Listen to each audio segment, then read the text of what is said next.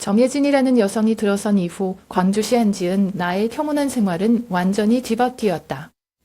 과거의 비밀들이 서서히 드러나고 위험하고 고통스러운 일련의 사건들이 우리 가족을 끝없는 소용돌이로 몰아넣었다.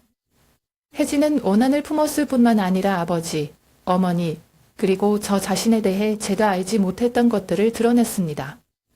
모든 것이 어머니와 아버지가 의지했던 시절의 추억과 맞물려 있었던 광주의 작은 집에서의 평화로운 분위기를 생생하게 기억합니다. 하지만 정혜진의 등장이 모든 것을 바꿨다. 막연한 소문부터 과거에 대한 가혹한 사실까지 그녀의 모든 걸음은 내 마음을 칼로 찌르는 것과 같다. 이건 더 이상 제 가족의 삶에 끼어들고 싶어하는 여성의 이야기가 아닙니다. 제 어머니의 죽음과 아버지가 공개하지 않았던 비밀에 관한 더 크고 더 어두운 음모입니다.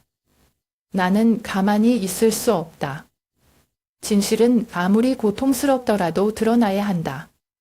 봄은 벚꽃으로, 가을은 단풍으로 물든 광주광역시에서 태어나고 자란 한지은입니다. 광주는 서울이나 부산처럼 큰 도시는 아니지만 이곳의 평화와 느긋한 삶의 리듬이 어린 시절을 만들어 주었습니다. 내가 사는 집은 동구의 작은 골목에 위치해 있는데 여기에는 나무로 된 고택과 전통 기와 지붕, 그늘진 푸른 정원이 있다. 아버지 한동혁 씨는 동네에서 정교한 세공 솜씨뿐만 아니라 늘 사람들을 돕는 착한 성격으로 유명해졌다. 그는 공예가 여전히 매우 중요했던 젊은 시절에 대해 종종 이야기해 주었고 그가 만든 모든 물건들은 자신의 이야기를 가지고 있었습니다. 그 이야기들은 항상 나를 친근감과 자부심을 느끼게 한다. 마치 나도 그 이야기들 중 일부인 것처럼. 저희 아버지는 집 바로 뒤에 작은 공장에서 일하시곤 했습니다. 방과 후에 집에 올 때마다 오래된 나무에서 나는 냄새나 두드리는 망치의 소리가 항상 나를 반긴다. 어머니가 돌아가신 후 우리의 삶은 많이 변했다. 그 당시 저는 겨우 8살이었고 아이는 아직 상실감을 완전히 이해할 수 있을 만큼 나이가 많지 않았습니다. 어머니 윤수진 씨는 집 근처 고등학교에서 문과 선생님으로 일하셨다. 그녀는 글 쓰는 것을 매우 좋아하고 여가 시간에 짧은 이야기를 자주 쓴다. 저는 아직도 저녁에 엄마와 딸이 마당의 벤치에 함께 앉아 그녀가 만든 캐릭터에 대한 어머니의 이야기를 듣고 지은아, 너도 나중에 내 자신의 이야기를 써라 라고 말했던 것을 기억합니다. 아버지는 어머니의 죽음에 대해 별로 언급하지 않았지만 저는 아버지가 항상 깊은 슬픔을 가지고 있다는 것을 알고 있습니다.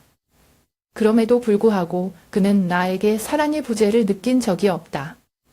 명절에는 설날에 갈비찜이나 떡국 등 어머니가 좋아하시는 음식을 만들어 저를 즐겁게 해주려고 노력하셨어요. 아버지는 제 머리를 닦는 법을 배우려고 하셨지만 그의 거친 손가락이 항상 서툴러서 머리카락이 자주 엉키게 하셨습니다. 나는 그가 처음으로 따은 머리를 처음으로 직접 따았을 때 그가 큰 성과를 거둔 것처럼 행복하게 웃었던 것을 기억한다. 비록 아버지와 아들이 둘뿐이지만 우리는 결코 외롭지 않다. 동네의 친절한 이웃들이 자주 우리를 도와준다. 골목 상점의 주인인 MRS 줌은 항상 나에게 최고의 사탐을 남겨주었다. 자동차 정비공 반모 아저씨는 집에 자주 찾아와 아버지와 이야기를 나누며 집안의 고장난 물건을 고치는 일을 도와준다. 아마도 그 소박한 감정 덕분에 광주가 그저 살 곳이 아니라 내 인생의 모든 아름다운 기억들을 간직하고 있는 곳이라고 항상 느꼈던 것 같다. 4월 초 어느 날 아침, 집 앞거리를 가득 메운 벚꽃잎이 갑자기 아버지가 나를 다시 불렀고 그의 눈빛은 조금 어색하면서도 좀처럼 볼 수 없는 설렘이 교차했다. 광산구 문화회관에서 열린 자선 모임에서 우연히 만난 정혜진 여사 얘기를 들은 것은 처음이었다. 아버지는 혜진 씨가 은퇴한 교사이며 현재 정기적으로 어려운 아동 복지 활동을 하고 있다고 말했다. 아버님이 할머니에 대해 말씀하실 때 아버지의 목소리를 들으니 이 여성을 소중히 여기시는 것 같아서 놀랍기도 하고 궁금하기도 했다. 그러나 내 감정은 단순한 기쁨이 아니다. 내 마음속에는 여전히 약간의 긴장감이 있고 질투가 아니라 새로운 사람의 등장으로 아버지와 아들 사이의 유대감이 바뀔 것이라는 두려움과 같다. 그러나 나는 아버지를 외로움 속에 영원히 간직할 수 없다는 것을 안다. 그래서 저는 혼란스러운 감정을 억누르고 미소를 지으며 아버지에게 아버지의 결정을 지지한다고 말했습니다. 얼마 뒤 시내 중심가 쪽 작은 카페에서 혜진 할머니를 처음 만났다. 맑은 일요일이었고 그 작은 카페는 조용한 골목에 있었고 창가에 걸려있는 꽃바구니들은 달콤한 향기를 풍겼다. 혜진 씨는 베이지색 카디건을 입고 단발머리를 한 중년 여성이다. 그녀가 나에게 미소를 보냈을 때 그녀의 눈은 이상한 온화함으로 빛났지만 약간의 수줍음도 있었다. 그녀는 예전에 어떤 일을 했는지 자선단체와 함께 먼 마을에 가서 가난한 아이들에게 책과 옷을 나눠주던 시절 이야기를 들려주었습니다. 그녀의 목소리는 따뜻하고 듣기 쉬워서 나를 어느 정도 편안하게 만들었다. 그러나 일이 항상 순조롭게 진행되는 것은 아니다. 아버지와 혜진 할머니의 관계에 대한 뉴스가 퍼지자 몇몇 이웃들이 떠들기 시작했다. 혜진 씨가 한때 결혼 파탄이 났다는 얘기도 있고 실체를 알 수 없는 소문도 나돌기 시작했다. 처음에는 그런 말이 신경 쓸 가치가 없다고 생각했지만 날이 갈수록 그 이야기들이 집요해져서 아버지 대신 부담을 느끼게 되었다. 심지어 한 번은 시장에서 한 나이 든 아주머니다 한 씨 같은 분이 그녀를 알게 되면 이해할 수 없다. 고 비꼬는 대화를 엿듣기도 했다. 아버지가 그 소문에 영향을 받지 않을까 걱정이 되기 시작했어요. 어느 날 저녁 아버지에게 이것에 대해 물었을 때 아버지는 그저 미소를 지으며 사람들은 항상 그들이 원하는 것을 말할 이유가 있지만 결국 자신의 행복이 가장 중요하다고 말씀하셨습니다. 그의 말은 저를 자랑스럽게 만들기도 하고 감동적이기도 했습니다. 제 아버지는 다른 사람들의 의견에 쉽게 흔들리는 편은 아니었지만 저는 또한 그 침착함을 유지하기 위해 많은 압박감을 이겨내야 한다는 것을 알고 있습니다. 그러나 이야기는 거기서 끝나지 않았다. 한 번은 혜진 할머니가 근무하는 문화센터에 우연히 갔을 때 그녀와 다른 여자 사이의 대화를 우연히 들었다. 그녀는 혜진 부인이 숨겨야 할 옛 비밀에 대해 뭐라고 해서 나를 놀라게 하고 의심을 사지 않게 했다. 그날 내내 내 머릿속에는 질문들이 맴돌았다. 그 비밀은 무엇인가? 그것이 우리 아버지에게 영향을 미칠 수 있을까요? 감히 아버지께 묻지도 지금 혜진 할머니를 상대하고 싶지도 않다. 하지만 그 순간부터 이 관계는 단순히 감정적인 것이 아니라 아직 완전히 이해하지 못한 많은 복잡한 일들과도 관련이 있다는 것을 깨달았다. 지금 일어나고 있는 모든 일들과 함께 저는 혜진 씨에 대해 더 잘 알기 위해 시간이 필요하다는 것을 알았습니다. 그리고 더 중요한 것은 제가 세상에서 가장 사랑하는 제 아버지를 보호할 방법을 찾아야 한다는 것입니다. 혜진 씨와의 만남이 일주일쯤 지난 어느 날 비가 부슬부슬 내리는 저녁, 공부반에 앉아있을 때 갑자기 전화가 울려서 새로운 메시지가 왔다. 그것은 이상한 전화번호이며 내용은 그녀를 조심하세요 라는 한 문장만 있습니다. 그녀가 그녀의 가족에 들어가게 하면 모든 것을 잃게 될 것이다. 처음에는 나는 그것이 단지 악의적인 농담이라고 생각했다. 이 시대에는 낯선 사람에게서 괴롭힘의 메시지를 받는 것도 드문 일이 아니다. 나는 미간을 찌푸리며 화면을 보고 몇 초간 고민하다가 메시지를 지우고는 쓸데없는 일에 신경 쓰지 말라고 스스로에게 다짐했다. 그런데 왠지 그날 밤 내내 뒤척였는데 뭔가 잘못된 것 같았어요. 다음날 중학교 때부터 가장 친한 친구였던 민서에게 이 이야기를 해주기로 했다. 민서는 항상 이성적이고 직설적인 사람이기 때문에 저를 진정시킬 수 있다고 생각해요. 듣고 나서 그녀는 평소보다 더 심각한 목소리로 눈썹을 찡그렸다.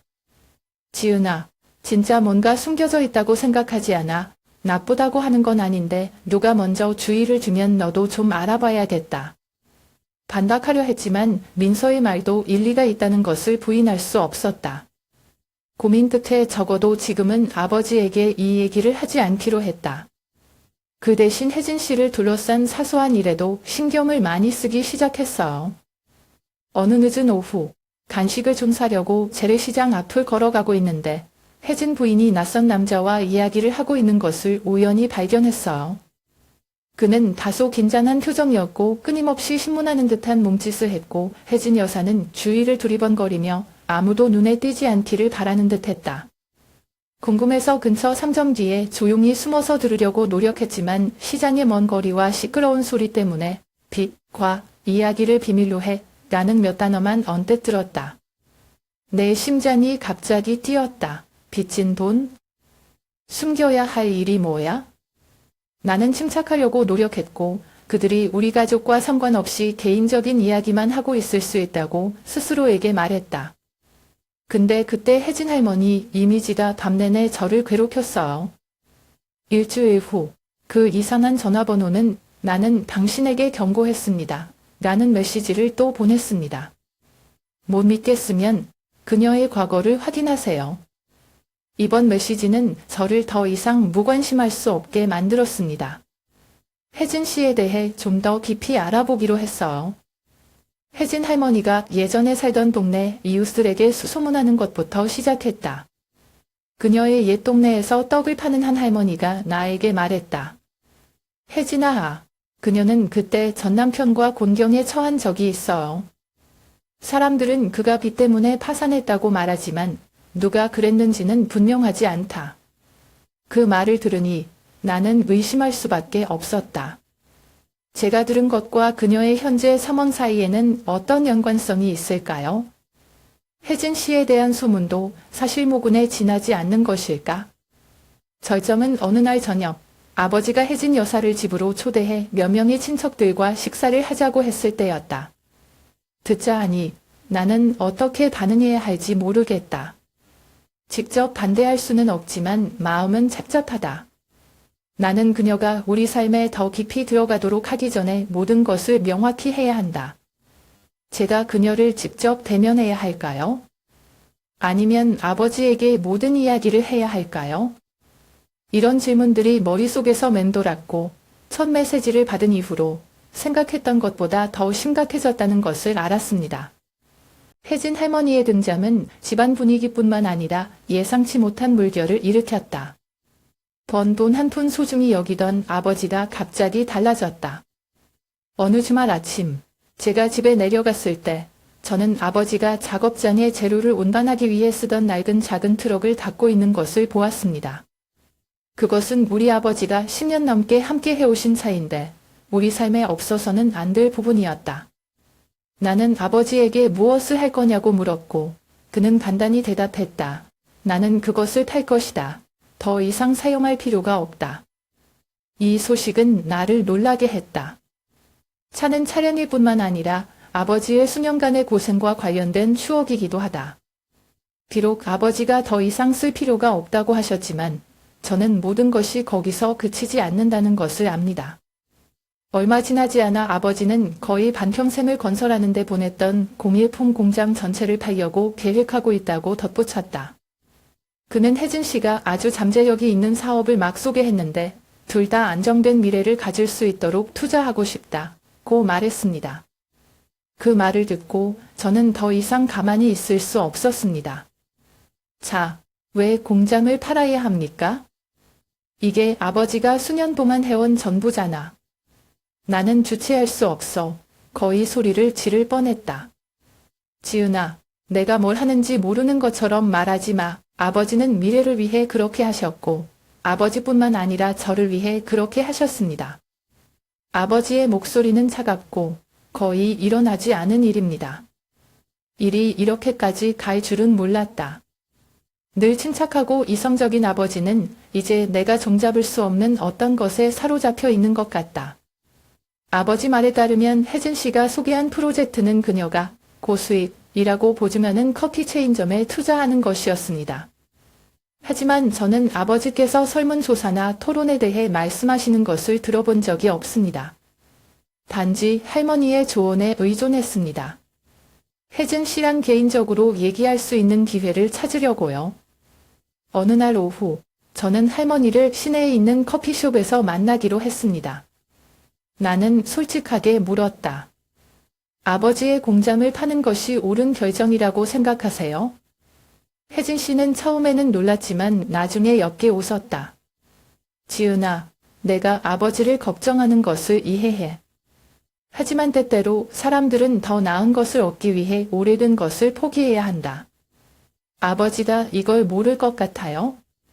그 대답이 나를 불피하게 했지만 나는 더 이상 말하지 않았다. 그녀는 너무 교묘해서 내가 반박할 수 있는 것을 드러내지 않았다. 그러나 마음속으로는 혐오할 수 없는 불안감이 엄습했다. 며칠 후 나는 거실을 지나가다가 우연히 전화를 받았다. 아버지의 목소리가 약간 짜증스럽게 울려 퍼졌다. 계획대로 했는데 왜 돈이 더 필요하죠? 이게 마지막 문제라면서요. 나는 놀라서 심장이 쿵쾅쿵쾅 뛰었다. 마지막 조항? 무슨 말씀이세요? 당장 물어볼 엄두를 못 냈지만 혜진 씨가 뭔가 숨기고 있다는 확신이 더 들었다. 나는 민서에게 도움을 청하기로 결정했는데 그녀는 법률 분야에서 일하는 몇 사람을 알고 있기 때문이다. 민서는 공개 서류로 혜진 할머니에 대한 정보를 찾는 것을 도와줬다. 며칠 후 그녀는 혜진 씨가 채무 때문에 파산한 회사에 연루되어 있었고 금융 사기 소송에 참여했다는 것을 보여주는 서류를 저에게 보냈습니다. 그때의 나의 느낌은 완전히 무너지는 것 같았다. 제가 어떻게 해야 하죠? 아버지께 말씀드리면 저를 믿으시겠어요? 아니면 제가 단지 아버지의 행복을 방해하려 한다고 생각하시겠어요? 하지만 침묵을 지키면 상황이 더 악화될까 봐 두렵고 우리 가족은 이상한 메시지에서 경고했듯이 모든 것을 잃을 수도 있습니다. 제 남자친구 김태호 씨는 힘든 시기에 특히 저를 안전하게 해주시는 분이에요. 그는 항상 내가 필요할 때 나타나 나를 믿게 하는 성숙함과 침착한 말투로 말했다. 그러나 최근 그에게서 뭔가 잘못되었다는 것을 알게 되었다. 태호는 평소 미스터리한 전화를 자주 받고 목소리가 낮아질 때도 있고 급할 때도 있고 안부를 물을 때도 항상 내 시선을 피하려고 한다. 어느 날 저녁 태호가 평소처럼 저녁 식사를 하러 우리 집에 들렀을 때 우연히 그의 휴대전화를 비교 시간을 확인했는데 사진첩에 옛날 사진이 실려 있었다. 사진 속 태호는 혜진 할머니 옆에 서 있는데 둘 다 파티에서 웃고 떠드는 것 같다. 가슴이 오그라드는 것 같아요. 어떻게 아는 사이죠? 태호는 여태까지 그녀에 대해 언급한 적이 없다. 저녁 식사 후 거실에 두 사람만 남았을 때 나는 솔직하게 물어보기로 결정했다. 태호 씨, 저랑 혜진 씨, 언제부터 알고 지냈어요? 내 질문은 그를 멈추게 했고 무의식적으로 그의 손은 물컵을 조였다. 잠시 후 그는 컵을 내려놓고 나를 올려다보았고 눈빛은 약간 망설였다. 지은아, 너한테 말하려고 했는데 내가 오해할까봐. 그 말은 나를 안심시키지 못했다. 나는 더 명확한 대답을 기다리며 계속 확고한 시선을 유지했다. 잠시 생각에 잠긴 후 태호는 마침내 한숨을 쉬며 고백했다. 예전에 그는 그녀와 함께 일했습니다. 금융사업이지만 실제로는 사기 사건이다. 진실을 발견했을 때 그는 즉시 떠났고 그녀와 연락을 끊었다. 태호의 고백은 뇌리에 일격을 가하는 것 같았다. 그의 한마디 한마디가 나를 당황하게 했다. 사기꾼 이래 그녀가 내 아버지에게 접근하고 있다는 것을 알고 있습니까? 나는 거의 비명을 지를 뻔했다. 알아. 태호가 고개를 끄덕이자 눈빛이 걱정으로 가득 찼다. 그것이 최근 그가 안심하지 않는 이유이다. 그런데 어떻게 하면 일이 꼬이지 않고 너에게 경고할 수 있을지 모르겠어.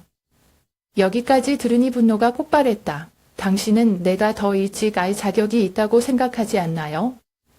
태호 오빠 나한테 숨긴 지 얼마나 됐어요? 고개를 숙인 태호는 목소리가 간절해졌다. 나는 내가 상처받는 것을 원하지 않아. 근데 지은아, 날 믿어야 돼. 그녀는 위험해요. 너와 내 아버지가 그 소용돌이에 휘말리는 걸 원치 않아. 비록 당신의 말이 다소 진심이었지만 나는 이은익을 즉시 용서할 수 없다. 제 머릿속에 일련의 질문이 떠올랐습니다. 혜진 부인이 사기를 친 적이 있다면 왜 아버지는 눈치채지 못했을까요? 그녀가 돈 때문에 아버지에게 접근했을까요? 아니면 다른 목적이 있었을까요? 그리고 태호 씨, 그는 정말로 자신의 과거를 직시했을까요? 나는 잠시 생각할 시간을 주기로 결정했다. 태호한테 먼저 가라고 하고 저는 방에 남아서 어둠 속에 앉아 일견에 혼란스러운 생각을 하고 있습니다. 혜진 여사가 아버지를 모질게 투자 프로젝트에 끌어들인다는 생각을 할 때마다 가슴이 불타는 듯 했다. 더 이상 가만히 있을 수가 없어요. 다음날 혜진 씨를 지켜보기로 했습니다. 모든 것이 통지불능이 되는 것을 보기 위해 더 이상 기다리고 싶지 않다. 하지만 동시에 마음속에 가장 큰 질문도 빼놓을 수 없다. 과연 태호는 내 편일까? 아니면 그는 아직도 그 과거로부터 검은 그림자에 연루되어 있는 것일까? 그날 밤은 칠흑같이 어두웠고 찬바람이 불어 조용한 거리를 더욱 섬뜩하게 만들었다. 나는 방금 학교 근처 카페에서 아르바이트를 마치고 집으로 가는 작은 골목을 걸었다. 매일매일 가는 길인데 오늘은 뭔가 이상하고 무겁고 위험한 분위기다. 내가 고등학교의 오래된 벽 근처 구석진 곳을 지나갈 때 어디선가 사람 그림자가 튀어나와 내 손을 꽉 움켜잡았다. 비명을 지르기 전에 거친 손으로 입을 틀어막았고 차가운 벽에 등을 기대도록 강요당했다. 가면을 쓴 한 남자가 험상궂은 눈으로 나를 노려보았다. 그의 낮고 신 목소리가 위협적으로 울려 퍼졌다. 아버지가 위험에 처하는 것을 원하지 않으면 즉시 멈추세요. 그녀에 대해 더 이상 알아보려고 하지 마십시오. 나는 극도로 공포에 질렸고 심장이 너무 뛰어서 가슴이 터질 것 같았다. 나는 몸이 경직되어 있었고 그 순간 나는 한마디도 내뱉지 못했다. 하지만 그의 협박이 저뿐만 아니라 제 아버지에 대한 것임을 깨달았을 때 제게 갑자기 분노가 일었습니다. 그는 내가 감히 반항할 수 없을 정도로 겁을 먹었다고 생각하여 나의 입을 막은 손을 느슨하게 했다. 하지만 그때는 내가 힘을 다 모아서 그의 발을 세게 밟고 비명을 질렀을 때였다. 그는 놀랐고 나를 놓아주고 물러났지만 여전히 큰 소리로 외칠 수 있었다. 이것은 마지막 경고입니다. 정신 차려라. 내가 더 이상 무엇을 하기 전에 그는 몸을 돌려 밤에 도망갔다. 나는 그 자리에서 발을 파묻고 서서 떨리는 손으로 수화기를 움켜쥐고 태호에게 바로 전화를 걸었다. 그가 도착했을 때 나는 여전히 충격을 덜 받았고 온몸이 얼어붙은 것 같았다. 태호는 나를 껴안고 조용히 말했다. 우리는 즉시 경찰에 신고해야 합니다. 내가 이런 위험을 감수하면 안 돼? 나는 망설였지만 적어도 아직까지는 경찰에 신고하지 않기로 결국 결정했다. 나는 분명히 안다. 큰일을 하면 아버지는 모든 것을 알게 될 것이다. 이때 가장 걱정되는 것은 아버지의 건강과 심리입니다. 그는 평생을 나를 돌보는 데 바쳤으며 나는 그가 더 이상의 압력을 받지 않기를 바란다. 그러나 나는 그 사람의 협박이 여전히 나를 괴롭히고 있음에도 불구하고 그만두려고 하지 않았다. 나는 민서에게 모든 이야기를 해주고 혜진 할머니에 대한 정보를 좀 더 알아봐 달라고 부탁했다. 동시에 나 혼자 싸우지 않아도 되도록 태호에게 그가 알고 있는 어떤 것도 투명하게 해줄 것을 단도직입적으로 당부했다. 다음날 민서가 다시 연락했을 때 그녀는 몇 가지 수상한 정보를 찾았다고 말했다. 그중 하나는 혜진 여사와 한 무리의 사람들이 금융사기 수사의 대상이 된 것으로 추정되는 호화로운 연회에서 찍은 사진이다. 이날 초청 명단에는 혜진 씨의 이름이 점수민으로 적혀 있어 소개했던 것과는 사뭇 다른 이름이었다. 조각들이 더 잘 보이기 시작했다. 시간이 얼마 남지 않았다는 것을 안다. 만약 그 복면을 쓴 사람이 정말로 감히 나를 협박한다면 혜진 여사와 그녀의 뒤에 있는 사람들은 점점 더 압박감을 느끼고 있다는 것을 증명한다. 그날 밤 저는 자리에 앉아 민서의 프로필에 있는 혜진 할머니 사진을 물끄러미 바라보았습니다. 저는 스스로에게 말했습니다. 만약 그녀가 저를 쉽게 위협할 수 있다고 생각했다면 그녀는 틀렸을 것입니다. 나는 아버지를 그런 위험한 소용돌이에 휘말리게 할 수 없었다. 아무리 어렵더라도 진실을 밝혀내고 가족을 지킬 것이다. 나는 방금 내가 발견한 것을 믿을 수 없다. 전에는 지리멸렬해 보였던 조각들이 이제는 상상도 못했던 끔찍한 그림으로 합쳐졌다. 며칠 동안 알아본 결과 정혜진 여사는 직업적인 사기꾼일 뿐 아니라 우리 가족의 과거, 즉 어머니의 죽음과도 어두운 연관성을 갖게 된 것을 알게 됐다. 어머니가 남긴 오래된 서류를 뒤적거리다가 우연히 일기장을 발견했다. 변색된 페이지들 속에서 어머니는 정수민이라는 이름의 여성을 포함하여 돌아가시기 전 마지막 날들에 대해 이야기합니다. 어머니는 아버지가 이 여성과 친밀한 관계를 맺고 있음을 발견했다고 쓰셨습니다. 어머니를 고통스럽게 하고 장기간의 우울증에 빠지게 한 관계입니다. 무엇보다 나를 놀라게 한 것은 민서가 찾은 사진 속 혜진 할머니의 별명과 정수민이라는 이름이 일치했다는 점이다. 나는 마음속으로 분노와 고통이 일었다. 더 이상 가만히 있을 수가 없어요. 그날 저녁, 혜진 부인이 저녁 식사를 하러 우리 집에 왔을 때 아버지의 초대로 저는 그녀와 직접 대면하기로 했습니다. 식사 후 아버지가 알도록 피해 할머니를 마당으로 끌고 갔다. 희미한 불빛 아래서 나는 용기를 내어 말했다. 윤수진이라는 사람 만난 적 있어요? 어머니 이름을 들으니 혜진 할머니의 눈빛이 잠깐 변했지만 순식간에 변했다. 그녀는 내가 이 질문을 할 것을 예상했다는 듯이 입술을 지그시 웃으며 말했다. 아, 윤수진. 네, 기억나요? 좀 여린 여자. 그렇지. 그녀의 말은 내 마음을 타고드는 칼날 같았다. 나는 목소리를 찡긋하고 침착하려고 노력했다. 우리 엄마한테 무슨 짓을 한 거야? 그녀의 죽음. 할머니랑 관련이 있죠? 혜진 씨는 엷게 웃으며 나를 향해 한 걸음 다가섰다. 차가운 눈빛. 내가 당신 어머니를 죽였다고 생각해요? 아니요. 저는 아무것도 할 필요가 없어요. 모두 그녀가 자초한 것이다. 저는 제 귀를 믿을 수가 없어요. 그녀는 계속했고 목소리가 비꼬았다. 알아요. 그녀의 어머니는 약한 사람이에요. 내가 나타나기만 하면 그녀는 참을 수 없었다. 제가 그녀를 우울증에 빠지고 걷잡을 수 없게 만든 것은 바로 제 모습이었죠. 하지만 기억하세요. 그건 제 잘못이 아니에요. 그녀의 잘못입니다. 그리고 아버님. 벼락 맞은 것 같아요. 온몸이 떨렸지만 나는 여전히 대답하려고 노력했다. 할머니는 이번에도 돈 때문에 아버지에게 접근하셨죠. 그렇죠? 그 말을 듣고 혜진 씨는 웃음을 터뜨렸지만 그녀의 눈빛에는 깊은 증오가 빛났다. 돈. 제가 당신 가족의 돈이 필요하다고 생각하세요? 아니요. 제 목표는 제가 그랬던 것처럼 그녀의 가족을 고통스럽게 하는 것입니다. 모든 걸 잃는다는 게 어떤 느낌인지 알아요. 한지은 씨? 소외감, 배신감? 나는 단지 그녀의 가족이 나에게 저지른 일을 돌려주고 있을 뿐이다. 그 말들은 나로 하여금 의심의 여지가 없게 했다. 그녀는 사기꾼일 뿐만 아니라 우리 가족을 파멸시키기 위해 모든 것을 할 준비가 되어 있는 증오에 찬 여자이기도 하다. 저는 할머니를 어떻게 상대해야 할지 모르겠어요. 그날 밤 내 방으로 돌아와 어둠 속에 앉아 해진 할머니의 독설은 머릿속을 맴돌았다. 제 잔인함을 숨기는데 너무 능숙한 이 여성으로부터 어떻게 아버지를 보호할 수 있을까요? 저는 이 전쟁이 쉽지 않을 것이라는 것을 알지만 맨세코 저는 그녀가 목적을 달성하도록 내버려두지 않을 것입니다. 우리 가족은 이미 충분히 고통을 받았다.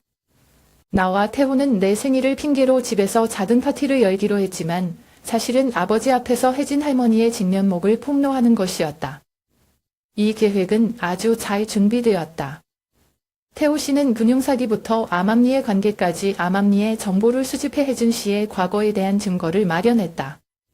아버지가 진실에 직면했을 때 그가 믿을 수 있는 사람이 아니라는 것을 깨닫기를 바랍니다. 그날 저녁, 집은 단순하지만 아늑하게 꾸며졌다. 혜진 씨는 제 시간에 도착했는데 여전히 낯익은 미소를 지으며 약간 경계했다. 저랑 태호는 마음이 떨리는 게 멈추지 않는데도 모든 걸 자연스럽게 지키려고 해요. 모두가 저녁 식사를 위해 자리에 앉았을 때 태호는 대화를 교묘하게 해진 여사의 과거로 유도하면서 이야기를 꺼내기 시작했다. 처음에 그녀는 침착함을 유지하며 모든 질문에 부드럽게 대답했다. 하지만 태호가 금융소송 관련 기사와 기록 등 자신이 준비한 자료를 내놓자 얼굴색이 변하기 시작했다. 혜진 씨라고 태호가 차분하지만 단호한 어조로 말했다. 이 서류에 무슨 내용이 있는지 설명해 주실 수 있나요? 할머니께서 참여하셨던 일인가요? 그녀는 잠시 침묵을 지켰지만 곧 침착함을 되찾았다. 그녀의 얼굴에 차가운 미소가 떠올랐다. 이런 것들이 나를 두렵게 할 수 있다고 생각해. 웃겨요. 곧이어 그녀는 핸드백에서 봉투를 꺼내 아버지 앞에 있는 책상 위에 놓았다. 사람들이 과거에 대해 이야기하고 싶다면 한동혁의 과거에 대해서도 이야기하세요. 이게 몇 년 동안 딸에게 숨겨왔던 거야? 나는 몸이 굳어서 눈을 부릅뜨고 봉투를 쳐다보았다. 초저녁부터 잠자코 있던 아버지는 갑자기 안색이 참백해졌다. 그는 반응하지도 혜진 씨를 막으려 하지도 않았다. 이것은 내 마음에 큰 불안을 느끼게 한다. 봉투 안에는 제 아버지가 다른 여자와 함께 찍은 사진들과 서류들이 들어있는데요. 사진을 찍힌 시간은 어머니가 돌아가시기 2년 전쯤이었습니다. 다른 자료에는 아버지가 이 여성에게 송금한 거액의 돈도 기록되어 있다. 얘는 알아야지. 혜진 할머니가 차갑게 말하며 말했다. 아버지는 생각보다 깨끗하지 않으세요. 그는 오래전에 그녀의 어머니를 배신했고 그것이 그녀가 망한 진짜 원인이다. 나는 아연실색했다. 그녀의 말은 내 마음에 꽂히는 칼 같았다. 나는 아버지에게 돌아서서 부인할 말을 찾으려고 했지만 아버지는 아무 말도 하지 않고 고개를 숙인 채 앉아만 계셨다. 그의 침묵은 고백과 같다. 혹시 정말요, 아빠? 나는 떨리는 목소리로 물었다. 아버지는 여전히 대답하지 않으셨고 숨어있는 눈빛은 내 모든 믿음이 무너지는 것처럼 느끼게 했다. 여전히 내 옆에 앉아있는 태호는 안심시키려는 듯 내 손을 꽉 잡았지만 나는 진정할 수 없었다. 자신이 우위를 점한 것으로 보이는 혜진 씨는 계속했다. 그녀의 가족은 생각보다 완벽하지 않습니다. 저는 일어난 일을 갚는 사람일 뿐이에요. 제가 나쁜 사람이라고 생각하신다면 아버지께 여쭤보세요. 엄마를 어둠 속으로 몰아넣은 건 그분이야. 그녀의 말은 나로 하여금 완전히 방향을 잃게 했다. 그 순간 누구를 믿어야 할지 모르겠다. 그녀가 한 말이 사실이었을까? 아니면 이것은 단지 저와 제 아들을 갈라놓기 위해 그녀가 만든 연극일까요? 그 저녁은 무거운 침묵으로 끝났다. 아버지는 더 이상 설명하지 않았고 혜진 할머니는 마치 목적을 달성한 것처럼 흐뭇한 표정으로 떠났다. 빈 방에 다시 앉으니 가족에 대해 알던 모든 것이 거짓말인 것처럼 느껴졌다.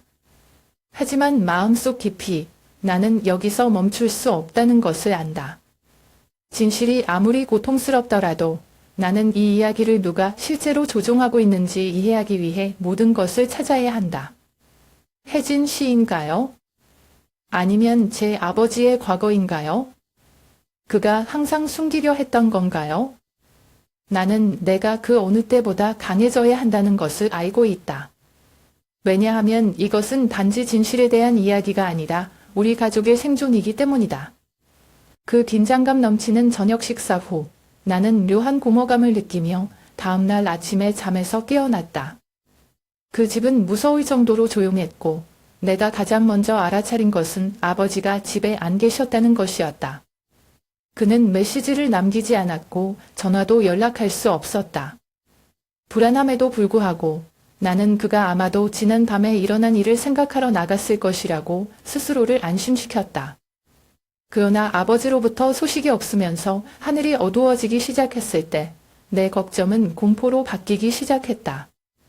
동네 곳곳을 돌아다니며 찾아다니며 이웃에게 물어보고 아버지의 친구들과 동료들에게 전화를 걸었지만 아무도 그가 어디 있는지 몰랐다. 내가 거의 지치고 절망적일 때 내 전화기가 울렸다.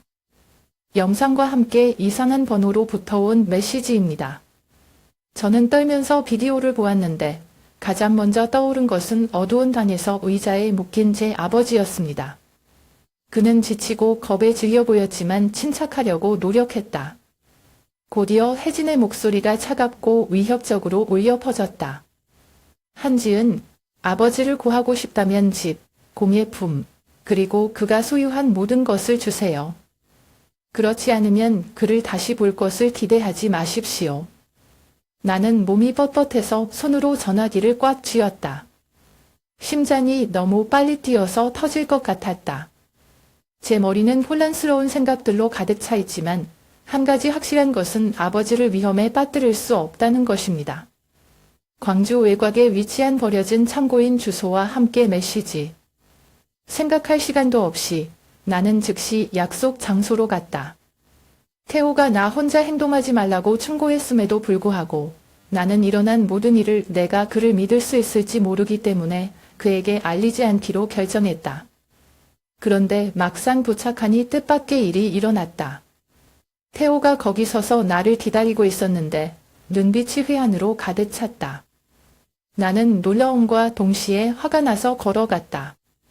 태호, 내가 여기 올 줄 어떻게 알았어? 지은이, 그가 간절한 목소리로 말했다. 이 모든 게 내 잘못이라는 거 알아? 나는 처음부터 그녀가 계획을 세우는 것을 도왔지만 그녀가 너와 내 아버지를 해치는 것을 계속 지켜볼 수 없다. 죄송합니다. 그 말을 들으니 나는 화가 나기도 하고 마음이 아팠다. 그래서 당신은 처음부터 그녀의 편을 들었나요? 나를 속였어, 태호. 나는 소리쳤고 눈물을 참을 수 없어 눈물이 쏟아졌다. 네, 당신이 실수를 했어요. 라고 그는 회개하는 눈빛으로 가득 차 있음을 인정했다. 하지만 모든 것이 이렇게 멀리 갈 줄은 몰랐어요. 맹세코 이번엔 내 편이야. 아버지 살리는 거 도와줘요. 비록 내 마음은 의심으로 가득 차 있지만 나는 더 이상 논쟁할 시간이 없다. 이때 아버지의 안전이 우선이다. 태호는 아버지가 잡혀있다고 하던 창고로 나를 안내했다. 그는 가던 중 혜진 여사가 아버지가 자신의 인생을 위해 저질렀다고 생각한 것에 대해 돈뿐만 아니라 가족들에게 복수하고 싶어 했다고 털어놨다. 창고에 들어갔을 때 멀리서 힘없는 아버지가 내 이름을 부르는 소리가 들렸다. 가슴이 아픕니다. 달려들려고 했는데 태호가 말리고 속삭였다. 그녀는 기다리고 있다. 이것은 함정일 수 있습니다. 내가 해결할게. 그 순간 혜진 할머니는 낯선 사람들 무리를 동반한 채 어둠 속에서 나타났다. 그녀의 얼굴에 싸늘한 미소가 나로 하여금 섬뜩하게 했다. 한지은 씨, 제 시간에 오셨군요. 라고 그녀는 빈정거리는 말투로 말했다. 이제 모든 것을 맡기거나 아버지에게 작별 인사를 할 준비를 하세요. 나는 그녀를 물끄러미 바라보며 침착하려고 애썼지만 내 손은 끊임없이 떨렸다. 이때 태호는 걸어나와 할머니를 마주했다. 그만해, 혜진아, 이럴 필요 없어. 그녀는 그를 보고 잠시 동안 놀란 것처럼 보였지만 즉시 차갑게 대답했다. 태호야, 내가 그럴 권리가 있다고 생각해? 오늘 누가 내 자리를 도와줬는지 까먹었어. 그들 사이에 무슨 일이 있었는지 모르지만 태호가 그녀의 계획의 일부였던 것은 분명하다. 그것은 내가 그를 더 신뢰하기 어렵게 만든다. 그러나 태호가 나에게 돌아섰을 때 그의 눈빛은 결의에 차 있었다. 이번에 나를 믿어. 지은아, 잘못 고칠게. 태호가 정말 내 편이길 바라는 마지막 희망으로 일이 계속되도록 놔둘 수밖에 없다. 하지만 마음속 깊은 곳에서는 오늘 밤이 모든 것을 영원히 바꿀 것이라는 것을 알고 있습니다. 아버지를 구하고 이 악랄한 굴레에서 벗어날 수 있을까? 아니면 혜진 할머니의 또 다른 계획일 뿐일까? 축축한 헛간에서 혜진 여사는 내가 알았다고 생각한 것은 딩산의 일가뿐이라는 것을 태연하게 인정하자 공기가 응결되는 듯했다. 그녀는 자만심에 찬 표정으로 싱긋 웃으며 나를 보고 말했다. 내가 모든 일의 중심에 있다고 생각해요? 아니야, 한지은.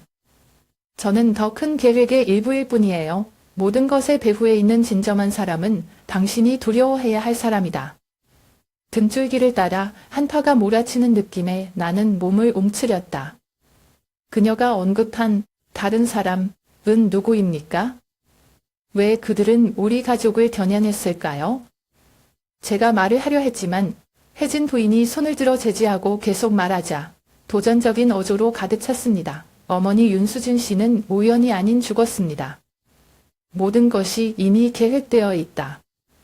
제가 하는 일은 더 큰 그림의 일부분일 뿐입니다. 그리고 지은이는 그냥 다음 타자예요. 그녀의 말은 나를 침묵하게 했다. 어머니가 돌아가신 건 사고가 아니었나요? 이것은 제가 맞닥뜨릴 준비가 되어 있지 않은 충격입니다. 나는 아버지에게 돌아서서 아버지가 그녀의 말을 부인할 수 있는 말을 할 수 있기를 바랐지만 아버지는 고통에 가득 찬 눈빛으로 고개만 숙였다. 누가 이 모든 일의 배후에 있습니까? 왜 그들은 우리 가족을 목표로 삼았을까? 절망감의 목소리가 떠나가면서 소리를 질렀다. 혜진 여사는 바로 대답하지 않았다. 대신 그녀는 주머니에서 두꺼운 서류 뭉치를 꺼내서 나를 화나게 하려는 듯이 들어 올렸다. 모든 대답이 여기에 있습니다. 하지만 쉽게 얻을 수 있게 하지는 않을 겁니다. 진실을 알고 싶다면 그들과 맞설 준비를 하세요. 내가 떠난다고 모든 게 끝날 거라고 생각하지 마. 그 순간 태호가 달려들어 그녀의 손에서 파일을 낚아채려 했지만 그녀와 함께 있던 남자들 중 한 명이 재빨리 제지했다. 난잡한 싸움이 벌어졌고 물건들이 부서지는 소리가 비좁은 공간 전체에 울려 퍼졌다. 나는 두려움으로 가슴이 두근거리는 동안 아버지에게 달려가 밧줄을 풀어주었다. 자, 우린 여기서 나가야 해. 나는 아버지를 일으켜 세우려고 애쓰며 말했다. 아버지와 내가 막 난장판에서 벗어나자 뒤돌아보니 혜진 여사가 서류철과 함께 사라져 있었다. 방 한가운데에 서 있던 태호는 손을 다쳤지만 눈빛에는 아쉬움이 가득했다. 그는 쉰 목소리로 나를 바라보았다. 지은아, 미안해. 나는 그녀를 막으려고 했지만 나는 대답하지 않았다. 지금 마음속의 느낌은 말로 표현할 수 없을 만큼 엉망진창이다. 태호가 도와주려 한 건 알지만 혜진 여사를 파일과 함께 탈출시킨 것은 큰 실패였다.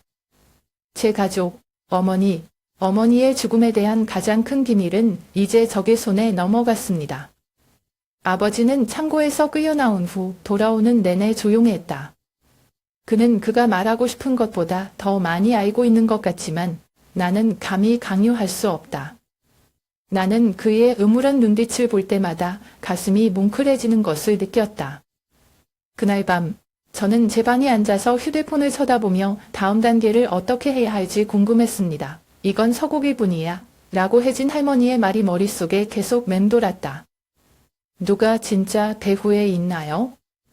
왜 그들은 제 어머니를 겨냥했을까요? 그리고 이제 제 가족일까요? 내가 확실히 아는 한 가지는 내가 멈출 수 없다는 것이다. 나는 너무 많은 것을 잃었지만 이번에는 진실을 밝혀내기로 결심했다. 혜진 할머니는 도망갈 수 있지만 저는 당신과 당신의 배후에 있는 사람들이 제 가족의 삶을 계속 지배하게 놔두지 않을 것입니다. 이 전쟁은 아직 끝나지 않았다. 아버지를 집에 데려다 주었을 때 마음이 무거울 수밖에 없었다. 그는 육체적으로나 정신적으로나 지쳐있는 것 같았고 그냥 조용히 의자에 앉아 있었고 고모한 눈은 창 쪽을 바라보고 있었다. 뭔가 위로의 말을 하고 싶지만 저도 어디서부터 시작해야 할지 모르겠어요. 아버지뿐만 아니라 저에게도 너무 견디기 힘든 일이 일어났습니다. 그날 밤 저는 아버지를 도와 침대에 누워 쉬게 한 후 할아버지가 늘 앉아 일하셨던 서재를 정리하기로 결심했습니다. 아마 제가 몰랐던 비밀의 장소였을 겁니다. 그 방은 작고 정돈되어 있었지만 다소 쌀쌀했다. 나는 책상 위에 오래된 서류 더미를 뒤적거리며 혜진 부인이 언급한 뒷사람에 관한 실마리를 찾으려고 애썼다.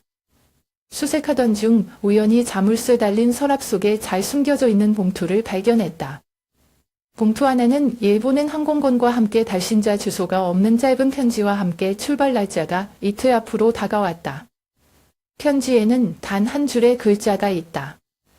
다음 장 준비됐나요? 나는 조용히 서 있었고 티켓이 손에 덜덜 떨렸다. 이게 도전인가요? 아니면 지침인가요?